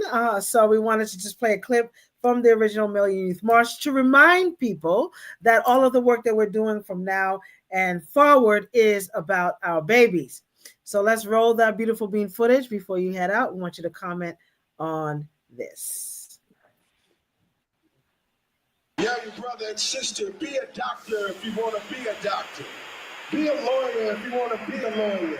Be a scientist, be an engineer if you want to be an engineer. Just use your talent and your knowledge for the benefit of your people. The message is so important that it needs, if they can't go to the message, then the message needs to be conveyed to them. And you're the messenger. In a way, I'm one of the many messengers. And he's a natural at it. Every now and then. At age 4, Allende became a public speaker, reciting the words of great orators like Martin Luther King Jr. That in spite of the difficulties and frustrations of the moment, I still have a dream. Fulfill their responsibilities. When you stop making excuses, when you start standing with our mothers, when you start teaching us to be humane, then we can build a new nation of strong people. Yes, that you guide us and protect us from this day forward and into the new millennium. We facilitate this process by reciting the ancient sacred words. We hope that the young people here in this city will pursue education to its highest degree and put God first in everything that they do and begin to develop themselves. And give special thanks to the world's leader in rap music, No Limit Records, and Brother Master P.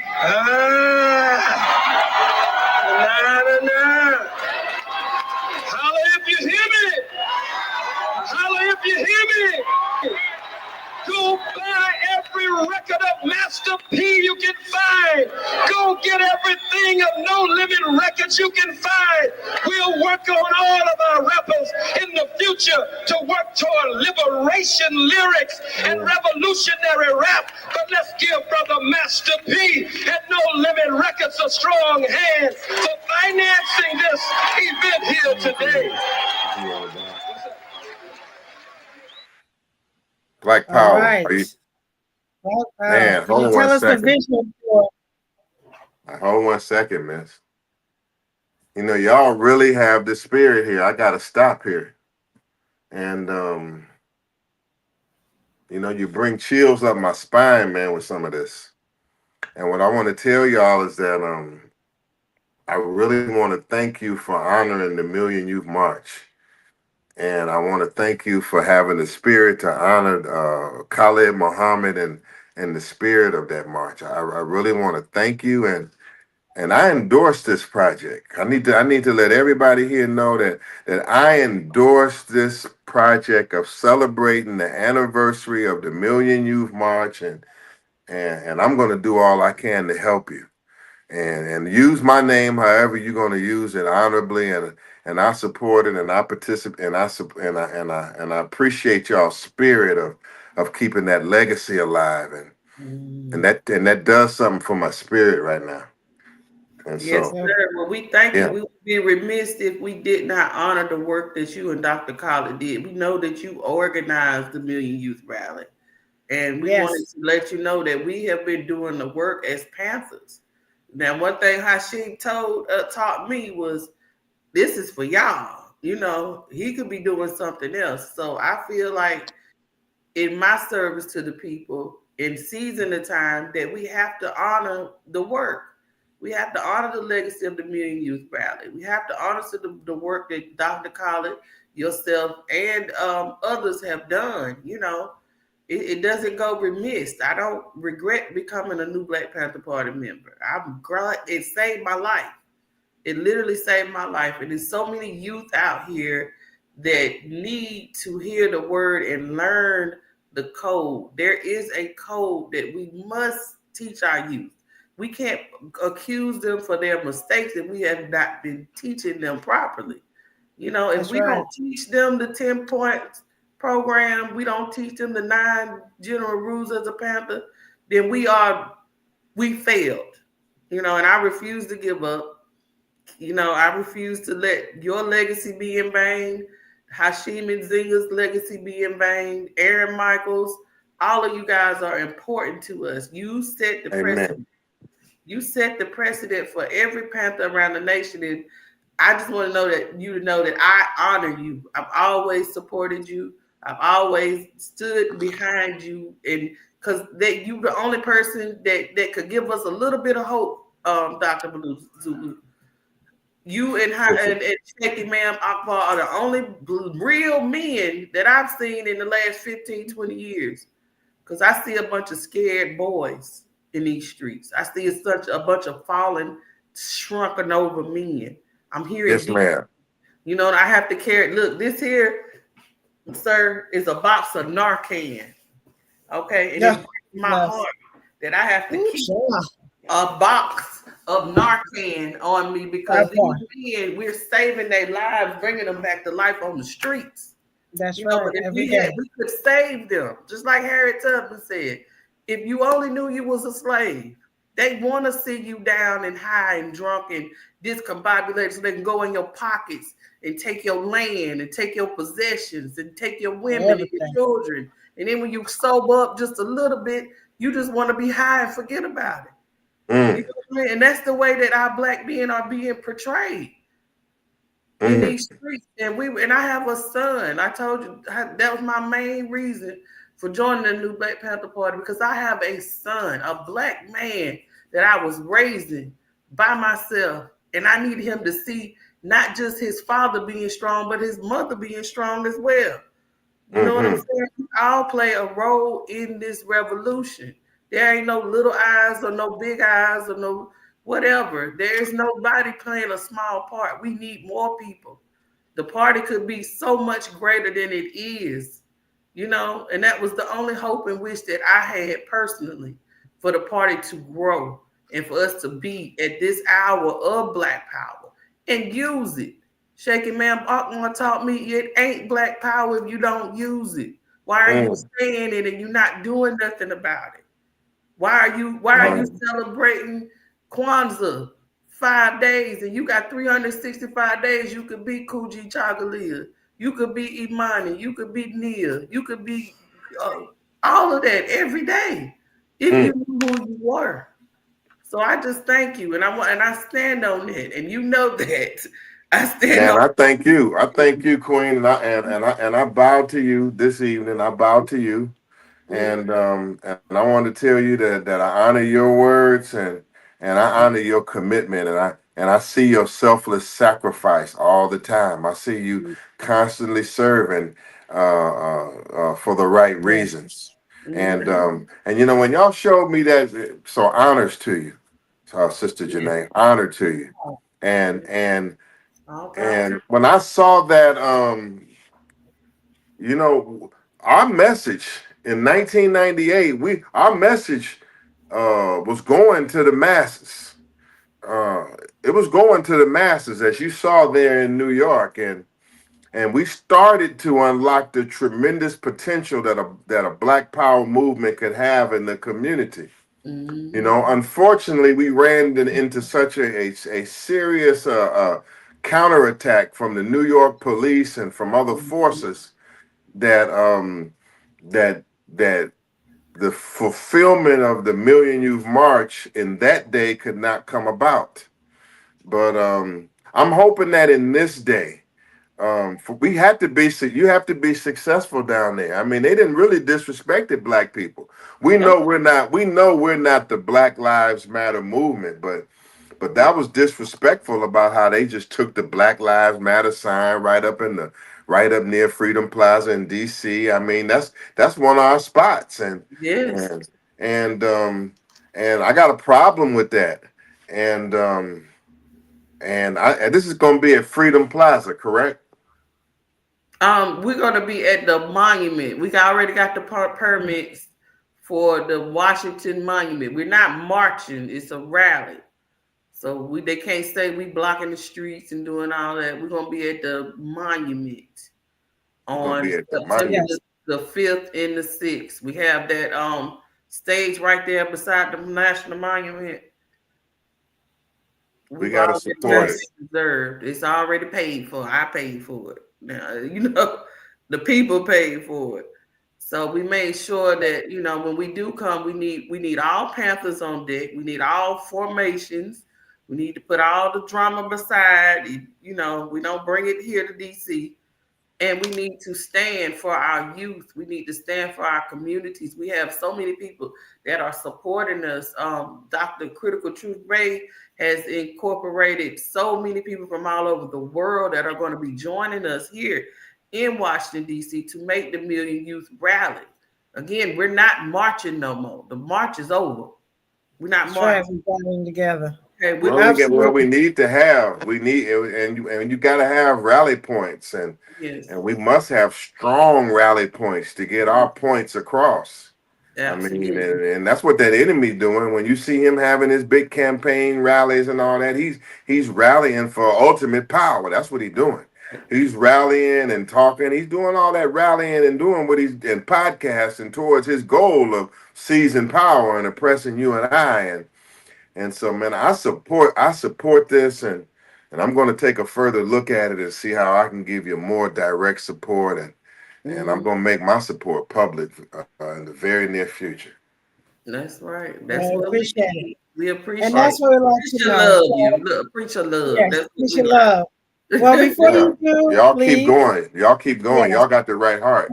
We appreciate that, and we definitely would like to know what lasting words of wisdom would you like to give our young people who are going to be participating, our young Black men and women that are growing up in this day and age. What I know there's many things you could say to them, but what is the most pivotal thing you like to say in raising a Black child? What I want to say to young people and any who will hear this, including my daughter, don't be afraid. I know that these circumstances can cause you anxiety, but as a people, we have been through a lot. We were born into an anxiety situation just by being Black, and we've seen some of the worst of times over the last 400 years, and so we must understand that even as times get rough, that we have been through rougher. That we have been through rough, that we have been through worse, and we are a strong people. We are a people that call the tribe of Shabazz, meaning that which can meet and overcome all obstacles. So we must remain strong, know that we are by nature born to withstand this devil. And then I want to encourage them to join in with this leadership right here. That if you listening here, that you should join in here to the brothers and sisters are here, this movement here and the Panthers and this movement here, they should join in here because this is a good place of refuge. This is a good place of knowledge, a good place of family, and this is an ark that will protect you from this world. So I tell young people that just don't worry and join tight with the Black Panthers and with us because we're gonna put our lives on the line. We're gonna here to either win or protect our people, or we willing to either die, go to jail, or be killed, or in self-defense kill somebody, and that's how it's got to be here. You know, it's a real time. Well, absolutely. And before we get any closing comments from National Chairman, we want to remind you how beautiful Black is with a short little clip from A Blast from the Past, Adam Clayton Powell, telling us a little bit about Blackness. Black Power Radio. I went to St. Louis, Missouri the other day. They had Black Panthers from all over the country. No one knew about it at all. They had machine guns, recoilless rifles, grease guns, Lugers, 25 of them, all armed. And the chief of police met me at the airport when I arrived, and they were there, right there at the steps. He said, "You were violating the law." "Yeah, we're violating the law." He said, "We're tired of our white and Black leaders, Jackie and Martin and Bobby, being killed. We're going to protect this man while he's here." And they didn't arrest one of them. Because they said if you arrest one, then someone's going to die, because we are ready to kill. Black power means Black dignity. Just as surely as you're proud to be white, we're proud to be Black. Black is beautiful, baby. It's pretty. Jeez. I always say to my brothers, I say, baby, don't worry about the white chicks. We got everything from chalk to charcoal in our own race. You know, see?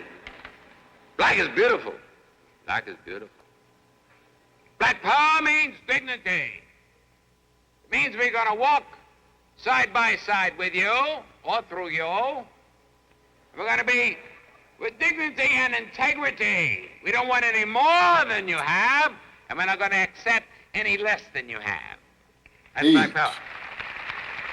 Who said Black Power? Black power. All right. And that clip always Black gives a Power, little Black Power. National Chairman. That was classic, man. Classic.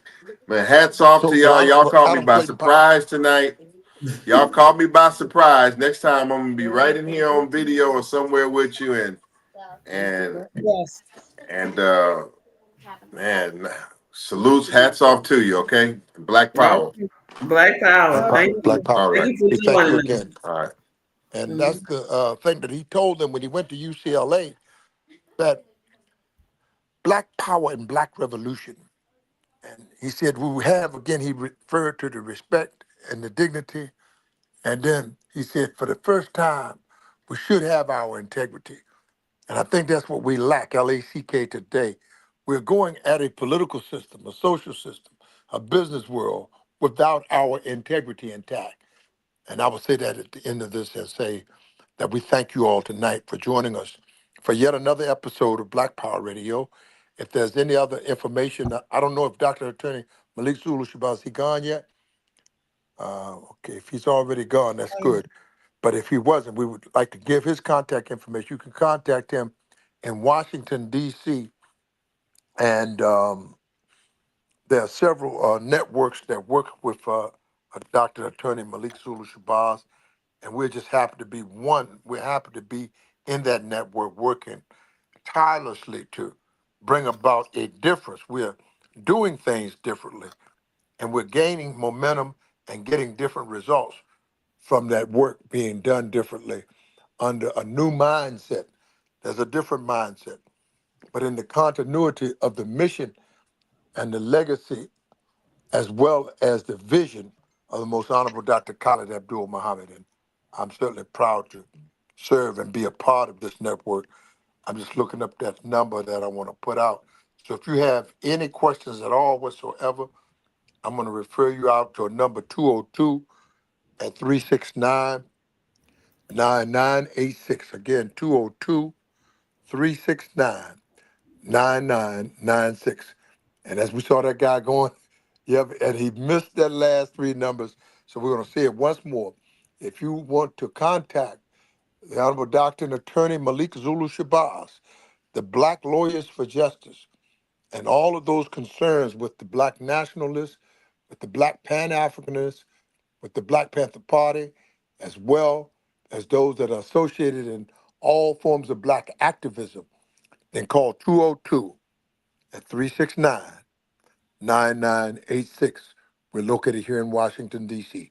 We thank you for your time and attention. Remember, the Million Youth March will be coming on Labor Day and the Labor Day weekend to Washington, D.C. Put a footnote, Brother Ramzu, a friend of all of us, a friend to Detroit, will be in Detroit on July 4th. On the July 4th, we'll be in Detroit, Michigan. Our comrade and sister, Queen Janae Nzinga, and a general in her own right, and she is forthright to be at Sankofa during the month of May, and we'll give you all the details on the date, time, and place in May of this year. So keep your ears and eyes posted up for the Malcolm X Day weekend. It's going to be very close to the Sankofa. She had to get Yes, it's all the May dignitaries 24th. and you tell them about it, Janae. And thank It'll you. be, Assalamu we had alaikum and Black Power. Black Power. Assalamu alaikum and Black Power to you, Walaikum salam man. to Lord God to Black Power. Black Power. Happy Ramadan Mubarak. birthday to you. Yes. So the Sankofa International Conference will be pushed back to May 24th. We had to do some rescheduling. It was a bunch of scheduled mishaps and people had other things. You know, number one, we couldn't get the security to secure the royal family during that time. So we had to rethink everything. We're still going to go forward with an event on that day of April the 19th, but it won't be the international conference. We're still going to honor Queen Mother Io Handy. And we're going to do the actual conference on May the 24th of this year. And that way the kids will be out of school, scheduling conflicts can be, we have a little bit more time to get everything together. And also we're going to be going to Norfolk soon for one of the kickoffs for the Million Youth Rally. When is that, Dr. Critical Truth Babe? September 5th and 6th, Friday and Saturday. Okay, September 5th and 6th, as well as April, the Norfolk with Raheem Shabazz. Hold on, y'all. I'm a little behind. Now, No worries. Yeah, but it's in April in Norfolk. That's going to be the kickoff to the Million Youth Rally. So I need to give you the information. So in Virginia, we'll also be there for their gala August 6th through the 9th, a month prior to the Million Youth Rally in DC. But we also didn't want to forget to mobilize our people to South Carolina, March 25th. Yes. If we know, we had covered some of the stories in the past of a very, very corrupt sheriff, Chuck Wrongwright, and his son, and all of the demons that surrounding him. The families of South Carolina had enough. They had enough terror, tragedy, 20 body bags from the Spartanburg Detention Center. That's only a fraction of what this man has under his belt. And then the time is now that we must take over this corrupt system. So all of our families that's near the South Carolina area, March 25th, please save the date to honor and protect the families of South Carolina. We'll give you more details on that on next week, the 24th, the day before. So again, thank you for joining us on Black Power Radio. It's been such a wonderful, fun-filled packed show. We want to give, again, special shout out to Valerie C. Dixon and Yola Gray Baker, two of the survivors of FinSAC experience. And we thank you again to Black Lawyers for Justice and Malik Zulu Shabazz for dropping by and reminding us that Black is beautiful. So stay Black and stay positive. This is your friendly neighborhood policy analyst, Dr. Truth Bay, my sister from another mister, Queen Nzinga, and Ambassador Shaky Mamakwa, who turned 25 today. Happy birthday to you. Happy birthday to you. Happy birthday. All right, Happy birthday, Shaky, ma'am. Okay. Happy Monday. Yes, we're gonna end it with our favorite music. And thank you.